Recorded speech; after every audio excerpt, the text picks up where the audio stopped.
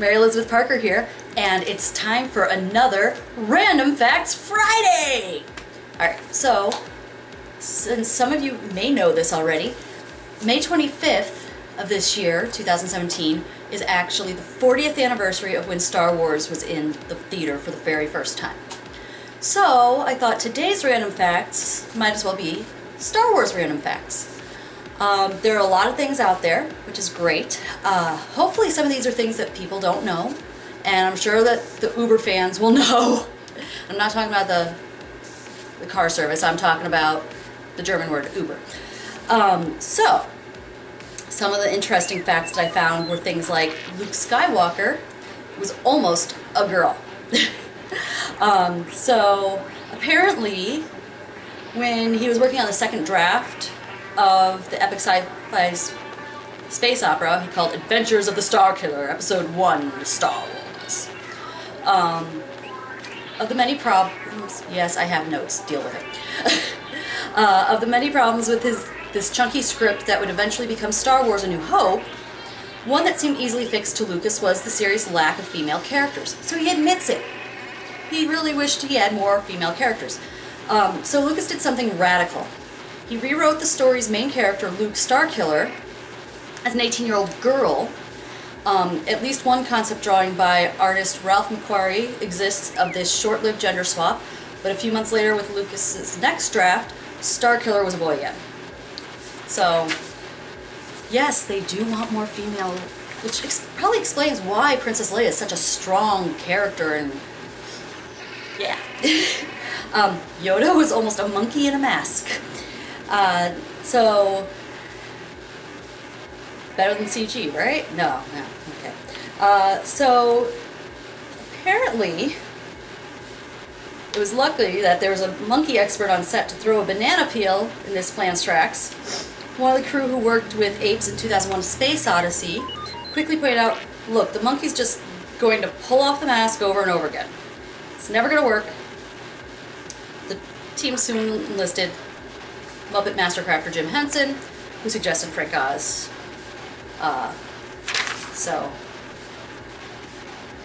And yeah, the next one is not as interesting in my opinion.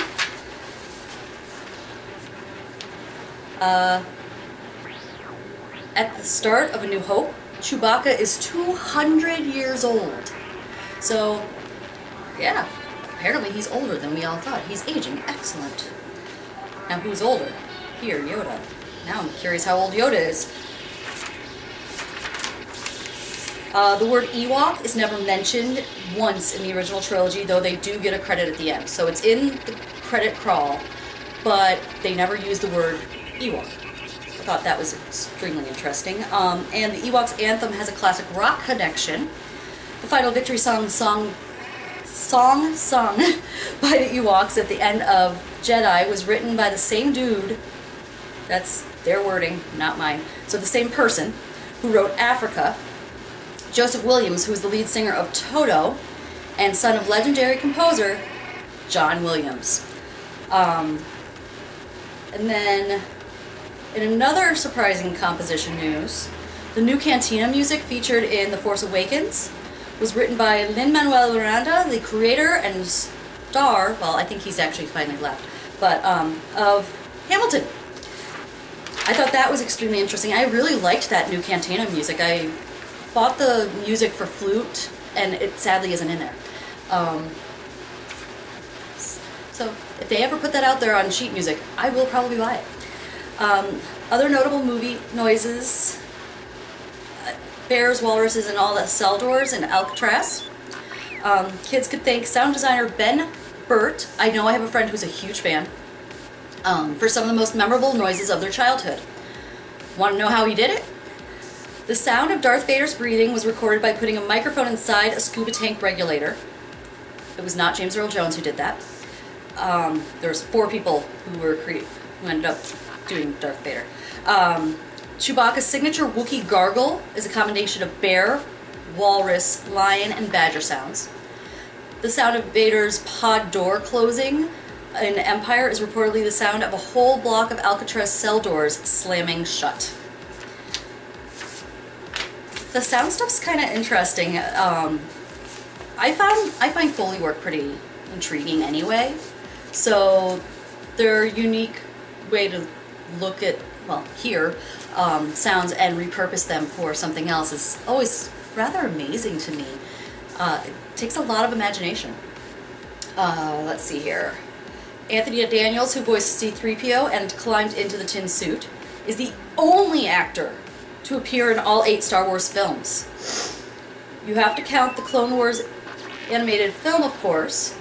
Kenny Baker did not actually film anything for Revenge of the Sith. His parts were a mix of CGI and footage recycled from Attack of the Clones and The Force Awakens. R2 was a mix of manual robot and CGI, as Baker was too aged to perform. And sadly, Baker is no longer in this realm. Maybe he's a blue ghost somewhere. He's been coming by the Force, I think. The furry Ewoks were a late addition to the Star Wars mythology. Sorry, my own fault. In Jedi, their part in the story was to be played by Wookiees, but by the time Lucas and his production partner sat down to write Return of the Jedi, they realized that because Chewbacca could fly the Millennium Falcon, repair the ship, and operate pretty much any weapon or machine in the known universe, they'd made the Wookiees too technologically advanced for the plot. On the Hoth planet base, that dude, to which Han Solo retorts, "Then I'll see you in hell," just before he heads out to find a certain missing Jedi. That's Cliff Clavin from Cheers, better known, his acting name, or his real name, instead of Cliff Clavin, is, where did I go? I just don't want to mispronounce his last name. Is John Ratzenberger. It's one of those, I know the name, but I don't want to mispronounce by accident. And these days he does voice acting for Pixar primarily, so you probably recognize his voice more than his face for the current generation, but my generation still remembers him from Cheers. He was Norm's good buddy, he was a mailman on there. Extra bonus random fact for you. The famous reveal of the father and son relationship between Vader and Luke in The Empire Strikes Back is often misquoted as, "Luke, I am your father." The line is, "No, I am your father." I know that one is very commonly misquoted. I know several people who keep insisting that that's the case. There are books about misquoted movies, actually, out there. Nothing all that interesting on that page. When Jango Fett gets into his ship after his fight with Obi-Wan in the Attack of the Clones, he bangs his head on the open door. This was intentional and is a reference to a famous goof from the original movie where a cloned stormtrooper accidentally bangs his head on the door. The clone being the movie where the clone being a descendant of Jango Fett and having inherited his character trait. Sorry that this is a little sloppy. I'm kind of trying to rush it before I go to work, so sorry. And did not take enough time to prepare my notes. In the original draft of Star Wars, Darth Vader and Anakin Skywalker were definitely different people. It wasn't until the development of the script for The Empire Strikes Back that the two were combined as one character. This means Darth Vader does not mean Dark Father, and the name was not a hint to Luke's parentage.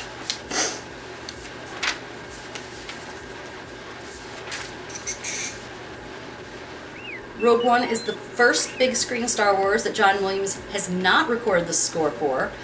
Michael Giacchino, sorry if I mispronounced that, composed the music for Rogue One. Obviously he took a lot of inspiration from the John Williams and used a lot of leitmotif, so to speak, from the John Williams works to give it that air, but you can hear the differences. I think it's very well melded into the Star Wars universe.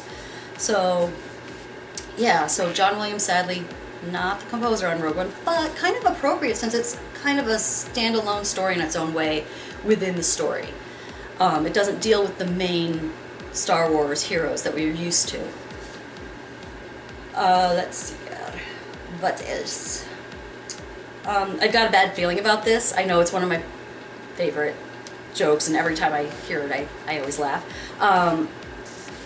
or a variation of it is spoken in every movie. It kind of became an ongoing joke, apparently. None of the Star Wars films have credits at the beginning of them.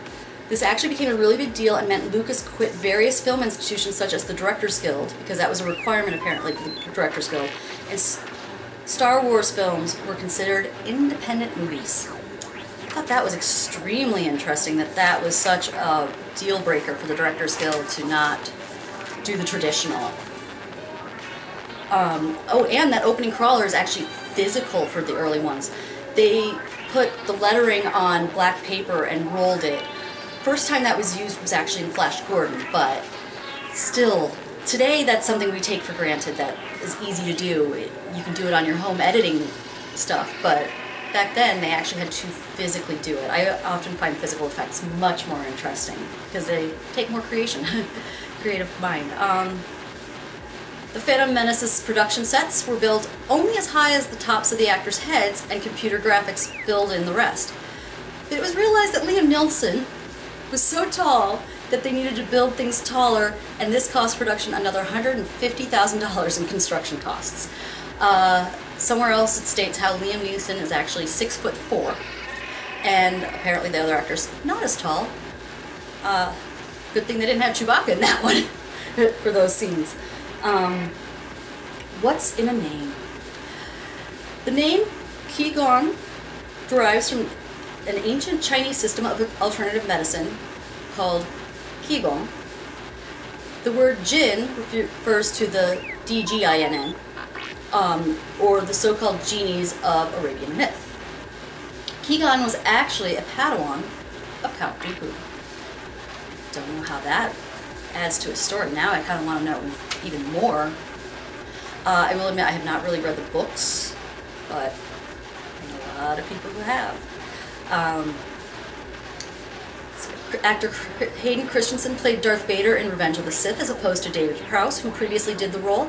Hayden apparently begged Lucas to let him play him. The suit had to be designed to accommodate his smaller stature than Prowse. Not that Lucas would have cast Prowse, as he appears to have something against him and finds him annoying. In fact, Prowse is banned from all Star Wars events. I've heard backstories on that. I did not notice them in the research I printed up, so I'm not going to say what it is here. It's probably true for what the issue is, but I'm not going to say it because I did not find proof-ish. Because the internet, let's be honest, not always accurate. Then we have the sound of the hovering battle tanks used by the battle droids in the Phantom Menace was created by running an electric razor around a metal salad bowl and then digitally lowering the pitch. Our audio engineer is pretty creative and awesome. The sound effects when Obi-Wan Kenobi's lightsaber is kicked down the reactor shaft in the climactic battle of Darth Maul is the same sound effect heard as when Luke Skywalker throws his lightsaber away in Return of the Jedi, when he tells the Emperor that he is a Jedi like his father before him. In Rogue One, the planet Jedha features a place known as the Temple of Whills. This is a great reference to some obscure Star Wars trivia. The Journal of the Whills was a formal record of history maintained by the beings known as the Whills, W-H-I-L-L-S. During the original Star Wars writing period, George Lucas had the idea that R2-D2 relayed the stories he knew to the Whills so that the Skywalker saga could be recorded for all time. Yes, the mainstream of the movies are basically about the Skywalkers. You didn't know? No? Okay. I like to pretend it's about R2.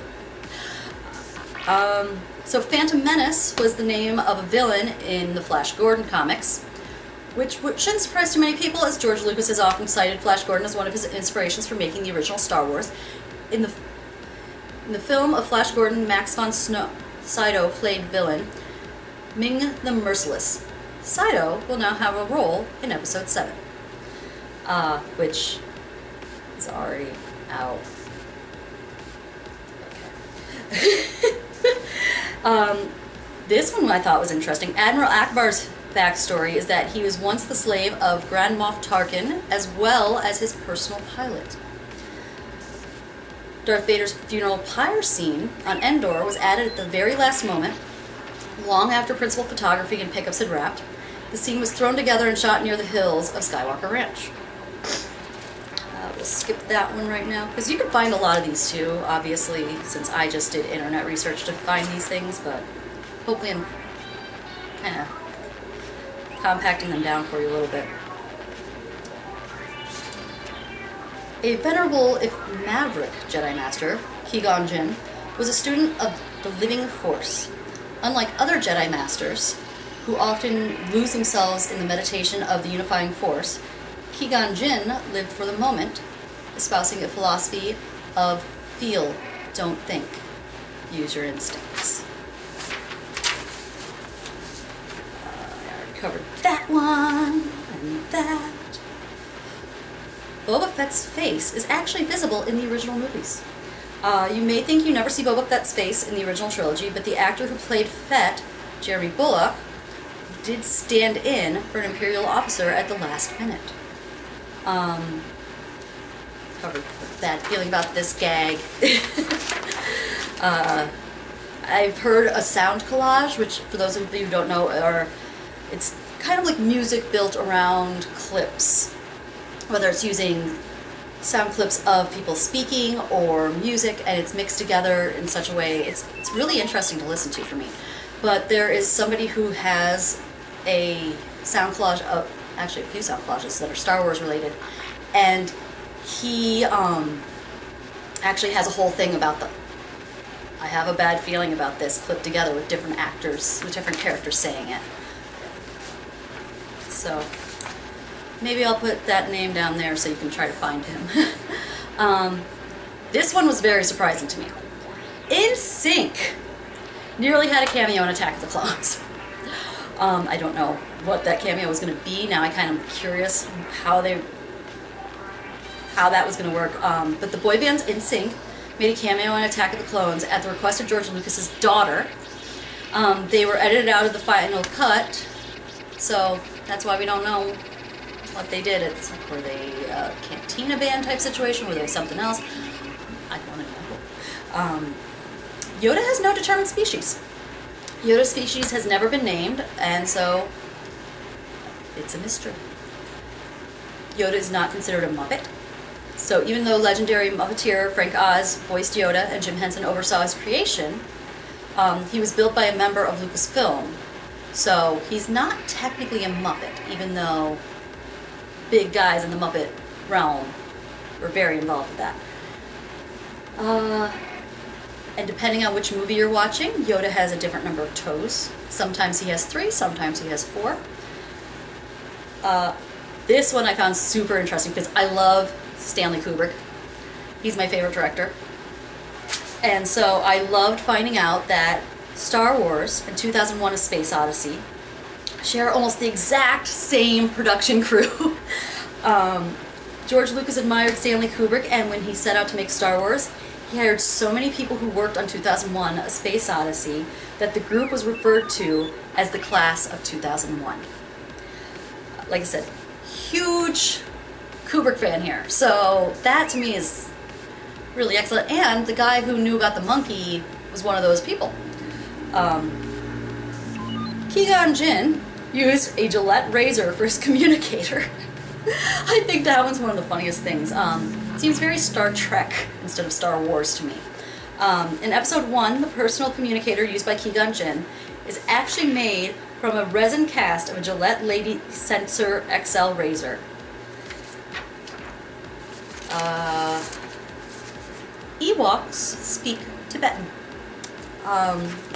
There's actually there are people whose job it is to create languages for films and television that are unique, but they still have language rules. So that's why you can find things like dictionaries on Klingon. But this is interesting because the Ewok language is actually a combination of Tibetan and Nepalese, which for some reason to me that seems like it's actually possible that that's a real thing anyway. Just like in the Pyrenees Mountains you have a Spanish and French combination. So Maybe they were lazy, maybe it was just that it was cool. Makes me wonder if people who speak those languages can understand what the Ewoks are saying. Those are not languages I speak at this time. Maybe someday, but I've got a lot more on my list ahead of it. The sound of the TIE Fighter engine is actually an elephant. The sound of a TIE Fighter engine was created by combining an elephant bellow and a car driving on wet pavement. Chewbacca's voice is an eclectic mix of other animals, which I mentioned earlier. The lightsaber noise comes from the familiar hum of an old television. So I know a lot of you out there may not remember what that was like. I remember when we had dial televisions and you'd get the hum of it. So the noise of a lightsaber makes is created by combining the hum of an old television picture tube and the buzz of a film projector's motor. I actually already knew that information, but I figured there are people who might not know it, and it's, like, again, kind of a fun thing. You can use Star Wars collectible coins as real money. The tiny South Pacific island of Niue, I'm sorry if I'm pronouncing it completely wrong, accepts limited edition Star Wars collectible coins as legal tender. We already discussed Liam Neeson being too tall. I think that's getting to the end, don't worry.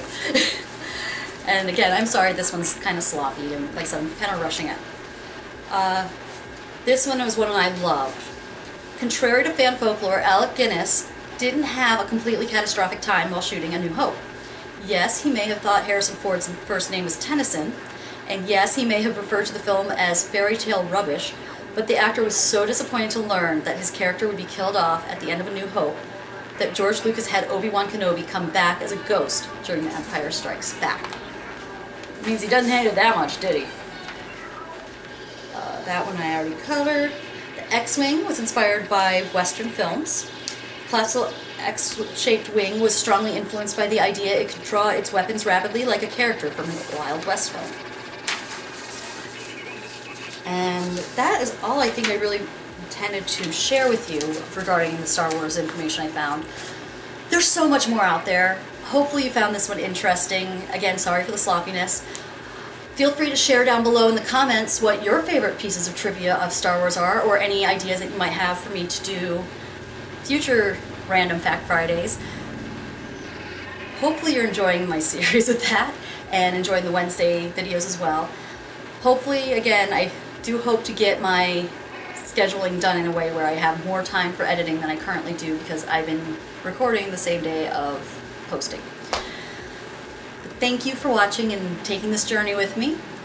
I hope you have a great weekend and a safe weekend since it is Memorial Day. Watch out there for the people who are driving when they shouldn't, and if you are imbibing, please don't drive. Find another way. If your only ride home is one of the people who shouldn't be driving, find another way. Call a different friend, call a cab, something. Just take their keys, hide it until they're sober, even if you have to. I'm very anti-drinking and driving, obviously. So have fun with your weekend, and I don't know if the fly just came through on the screen, sorry if it did, and try to be kind to each other, and thank you again. Bye.